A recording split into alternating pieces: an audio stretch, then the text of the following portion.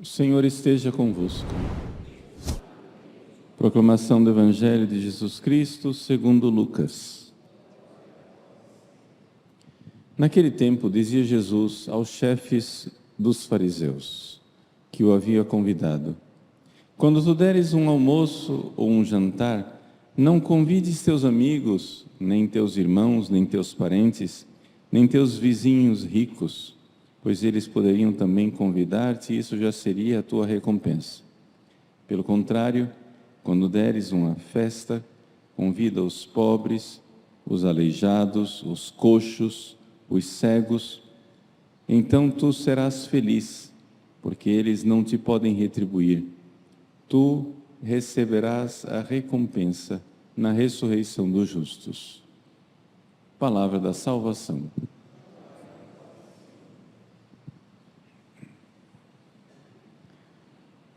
Meus queridos irmãos e irmãs, celebramos hoje a memória de São Carlos Borromeu, grande arcebispo cardeal de Milão. São Carlos viveu na época em que a igreja estava sendo devastada pela heresia protestante, no século XVI, o mesmo século em que o Brasil foi descoberto. Ele nasceu no norte da Itália, na cidade de Arona, e era o segundo filho de uma família nobre. O seu tio foi feito papa. Estou fazendo uma longa história, uma história curta, porque senão nós vamos nos perder nos detalhes.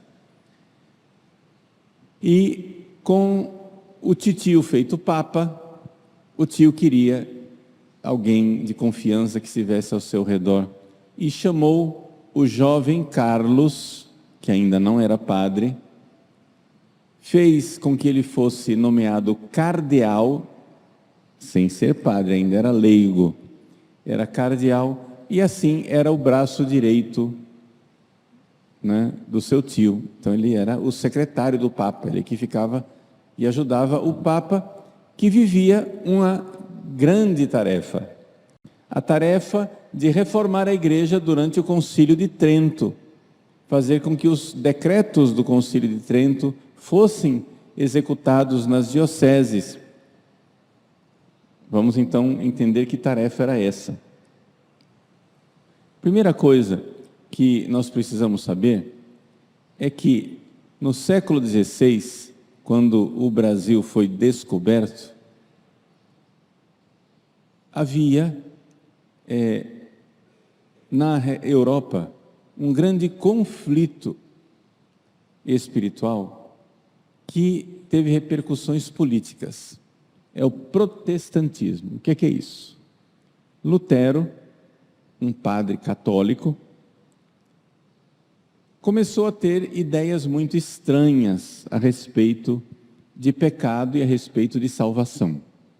Lutero era uma pessoa com fortes transtornos psiquiátricos. E ele vivia atormentado com a ideia de pecado.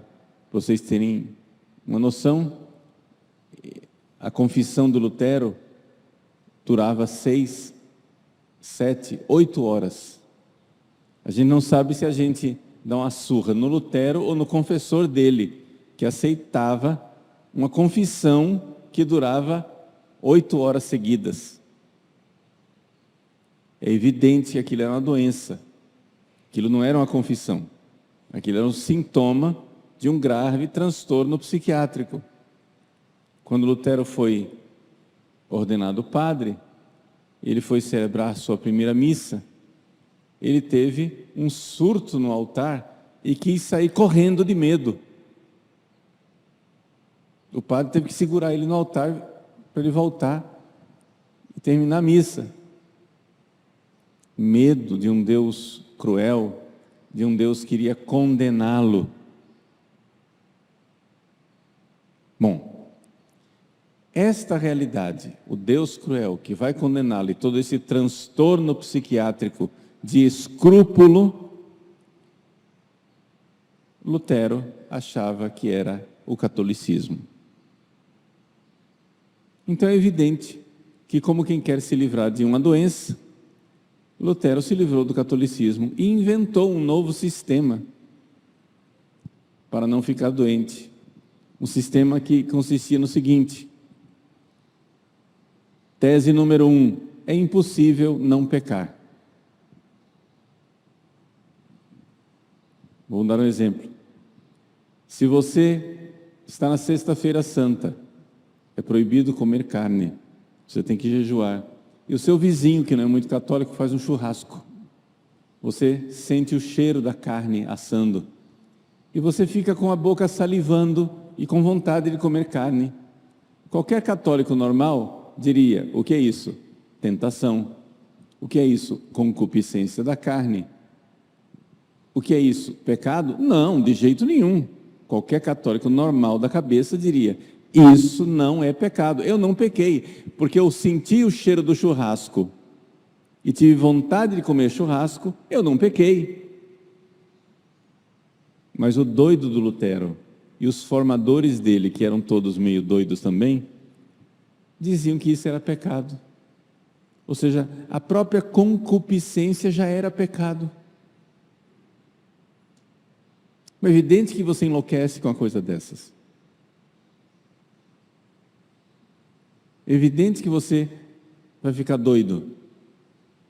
Faltou um bom confessor, faltou um bom diretor espiritual, faltou uma pessoa sensata, fiel à moral da igreja, que não fosse um doido liberal, mas também que não fosse um rigorista maluco, que colocasse Lutero de volta e dizer: não, meu filho, isso daí que você está sentindo não é pecado. Evidente que as confissões dele duravam 8 horas, porque qualquer sentimento desordenado que ele tinha era pecado.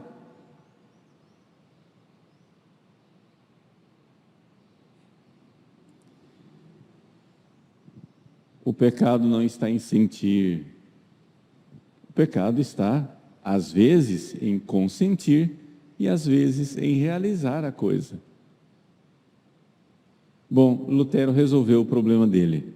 Como que a gente resolve o problema do pecado, já que ele é inevitável? É o seguinte: peca, peca, peca, mas você crê que Jesus é bom e perdoa você. Acabou. Basta você ter uma confiança na misericórdia de Deus, embora você seja um pecador e totalmente sem noção. Este tipo de pensamento, essa doutrina, por várias razões, também por razões políticas, se alastrou pela Europa. Então, sendo assim, tudo tornou-se supérfluo. Não precisava mais dos sacramentos. Você não precisava do batismo, não precisava da Eucaristia, não precisa do matrimônio, não precisa da confissão, não precisa da crisma, não precisa de nada. Você só precisa dessa fé, onde você se autoconvence que Deus é bom, embora você viva uma vida de pecador. Foi assim que Lutero interpretou: o justo vive pela fé. O Concílio de Trento foi convocado para parar essa loucura. Por quê? Porque é evidente que isso não salva as pessoas. Essa doutrina não salva as pessoas. Porque não basta você subjetivamente dizer: eu estou curado. A cura não acontece assim. Se você está com câncer e você se convence de que está curado, o câncer vai continuar te matando.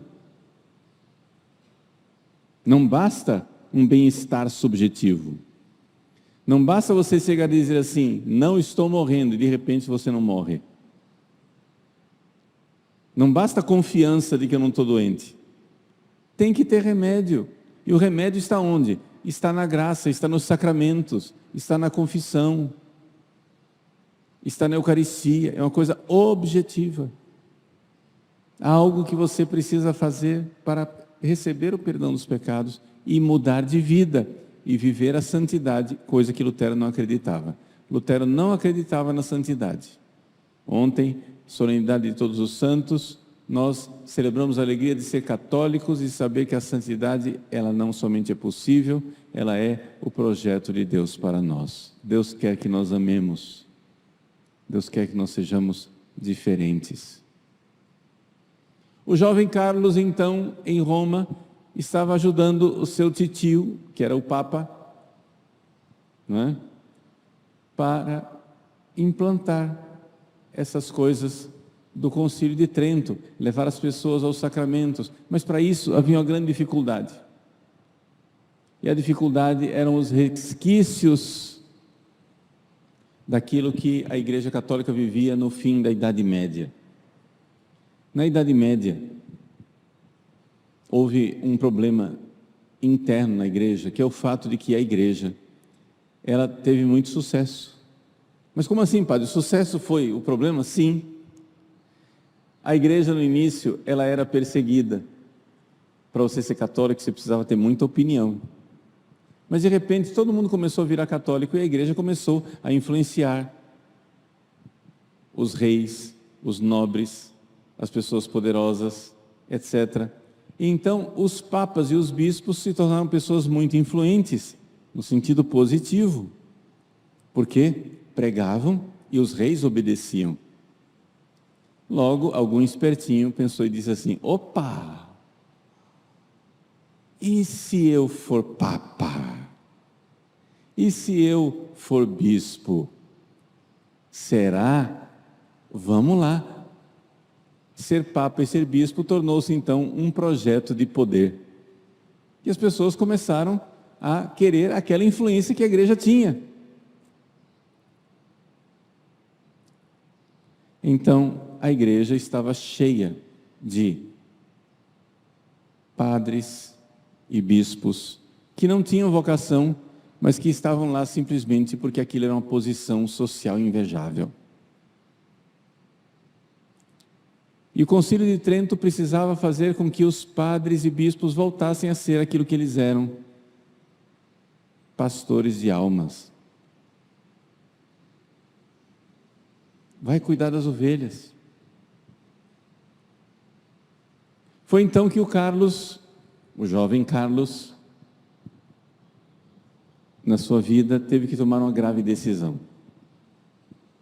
O irmão mais velho dele morreu. Portanto, quem que era o herdeiro da família? Agora era ele, que era o segundo.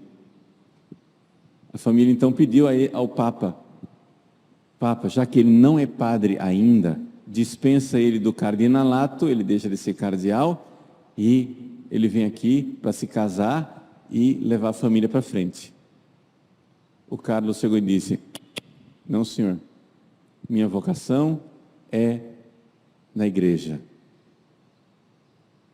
Então, depois de muita briga, ele foi ordenado padre, depois foi escolhido como arcebispo de Milão. Estou fazendo uma longa história, uma história curta. E vejam só que coisa extraordinária. Uma vez que ele foi feito arcebispo de Milão, Milão é uma cidade que fica no norte da Itália. Hoje ela é muito importante por causa da indústria, etc. Naquela época não era tão importante assim.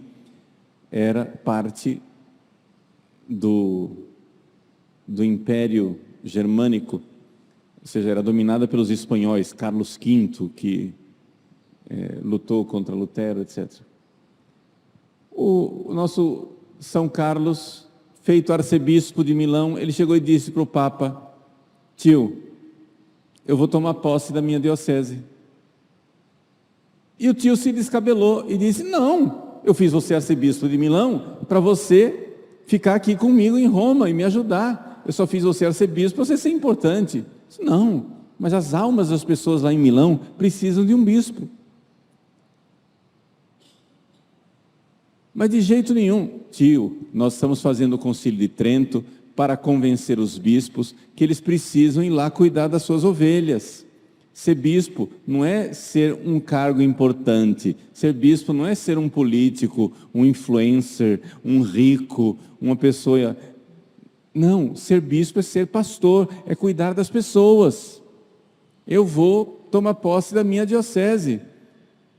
Depois de muita conversa, ele conseguiu que o tio se dobrasse.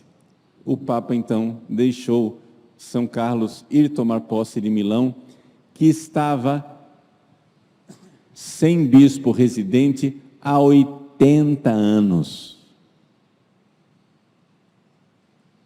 Ou seja, há 80 anos que bispos eram nomeados para Milão, o sujeito virava bispo, mas não colocava os pés lá.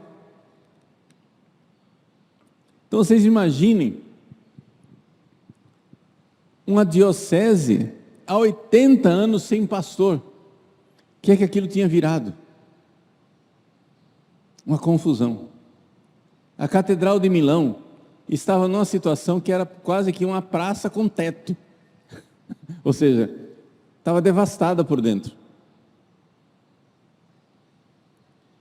Ele começou a reforma do Palácio Episcopal, da Catedral, mas também, sobretudo, começou a reforma do clero.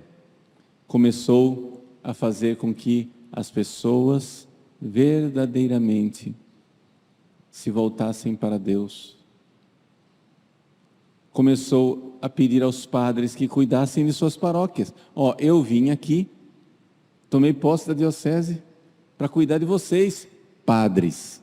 Agora, senhores padres, os senhores tomem posse de suas paróquias e cuidem dos seus fiéis. Evidente que desagradou muita gente. E os padres, reunidos em máfia, resolveram matar o bispo. São Carlos, que só fazia jejuns, orações e vigílias para converter os seus padres. São Carlos, que fazia pregações e começou a montar escolas de formação para converter os seus padres.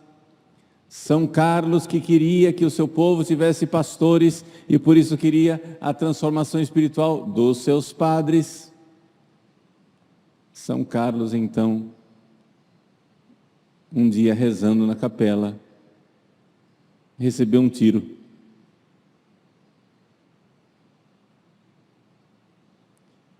Não morreu, ficou ferido. Mas vejam o que é que padre rebelde pode fazer, né?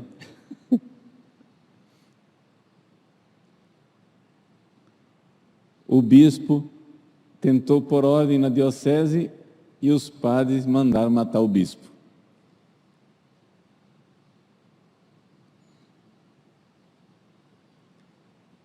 São Carlos continuou como grande pastor de Milão, querendo converter as pessoas. Ele incentivou as artes, porque ele sabia que ele precisava combater a heresia protestante. Ele quis que a música sacra fosse incentivada, por isso Palestrina, o grande, compositor Palestrina, incentivado por São Carlos, pintores que desenhavam as coisas e faziam com que as pessoas enxergassem as cenas da paixão de Cristo, da vida dos mártires, dos santos, etc., para se converterem, para serem verdadeiramente de Deus, etc. Todo aquele movimento cultural, reforma do clero, arte, tudo isso também com uma grande caridade para com as pessoas. Houve em Milão uma grande carestia, falta de alimentos. As pessoas estavam passando fome. Ele não teve dúvida, mandou abrir os cofres da sua família e despejou o dinheiro para dar de comer aos pobres. Depois da fome, a peste.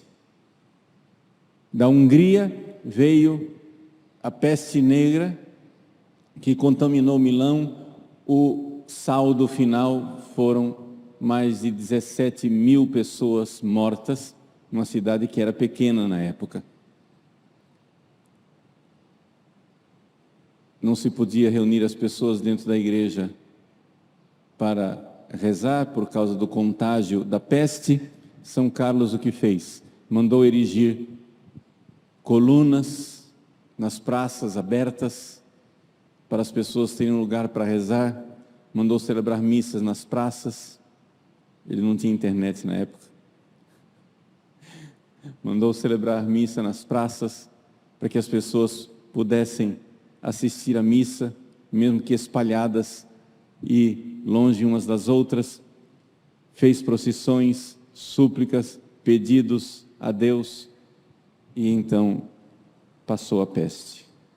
Mas São Carlos havia se desgastado. Com 46 anos de idade, ele era um velho. Com tão somente 46 anos, o seu corpo estava consumido de vigílias, de jejuns, de penitências, de sacrifícios, porque não era fácil converter padres.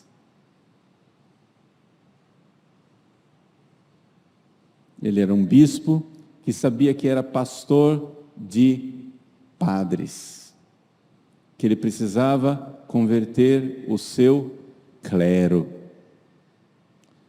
Ele era pastor de pastores.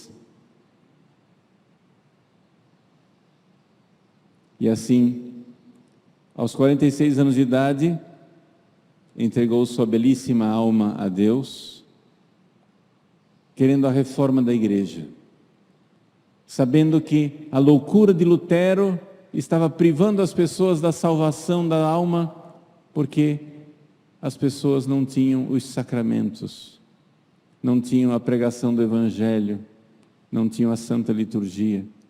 Ele então reforma o clero para dar ao povo os sacramentos, a pregação, a liturgia.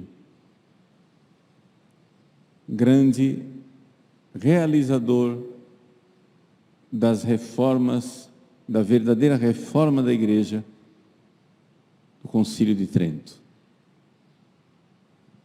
São Carlos Borromeu, que viveu numa época em que o Brasil estava nos seus alvores, interceda no céu por nós e de lá, do céu, nos dê a graça de termos sempre santos sacerdotes que nos conduzam a Deus através da reta pregação dos sacramentos e da santidade de vida.